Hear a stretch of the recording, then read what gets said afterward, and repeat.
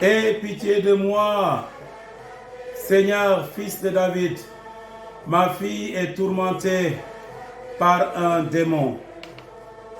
La femme cananéenne crie sa douleur de mère qui voit sa fille affligée de mal, un mal terrible, mystérieux.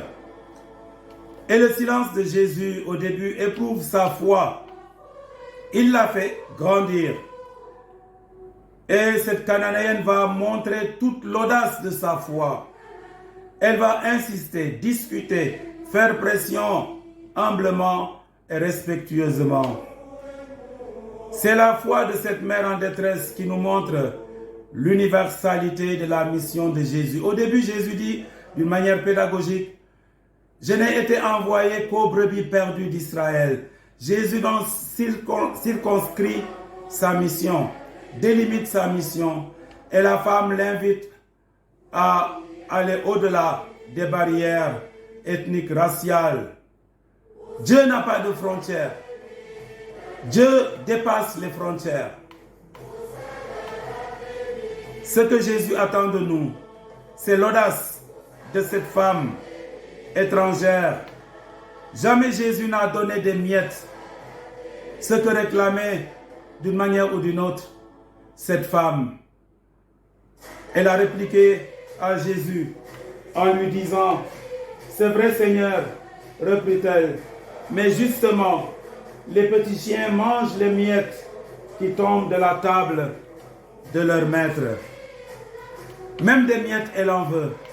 Mais Dieu donne en abondance à la perfection. Ce que Jésus attend de nous, donc, c'est l'audace de la foi, l'audace dans la prière, la persévérance. Dieu ne nous donnera pas au soir de notre vie des morceaux de paradis, des miettes de paradis. C'est tout ou rien. C'est à cause de cela que nous devons donner tout à Dieu. Tout, pas des miettes. Nous ne devons pas donner des miettes de vie, des miettes de foi à Dieu. Nous devons tout lui donner parce qu'il nous donne tout. Dieu ne nous donnera pas un morceau de paradis, une moitié de paradis. Il nous donnera tout ou rien. La tentation est donc forte. Chez certains, d'un repli identitaire. Et d'autres sont portés à des comportements intégristes. La race des pharisiens n'est pas encore morte. L'amour de Dieu n'a pas de frontières. Dieu n'a pas de frontières. C'est un Dieu sans frontières, hors frontières. Il est au-delà de nos différences. Et c'est ce que la première lecture tirée du livre d'Isaïe voulait dire. Ma maison sera la maison de prière pour tous les peuples. L'Église est la maison de prière pour tous les hommes. L'amour de Dieu s'adresse à la détresse de tous, sans exception. La foi devrait donc abolir toutes les discriminations et les exclusions au lieu de les accentuer. Hommes croyants de toutes les religions, arrêtons nos discriminations.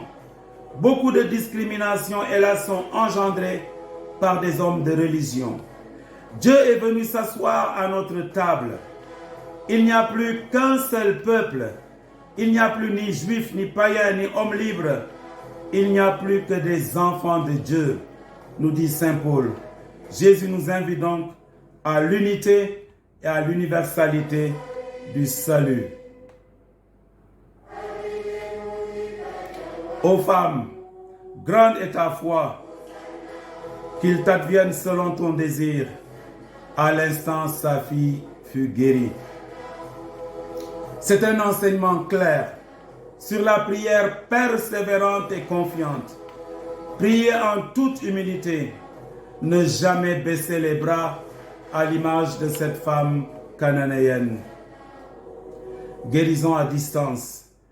On dirait aujourd'hui, avec le travail à distance, eh bien Jésus a travaillé à distance en guérissant, selon le vœu et le désir de cette femme cananéenne, sa fille qui était possédée.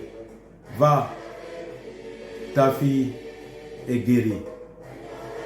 Frères et sœurs, puissions-nous aussi crier notre détresse à Jésus Quels que soient nos maux, nos souffrances, crions vers lui avec confiance et il nous exaucera aujourd'hui et pour les siècles des siècles. Amen.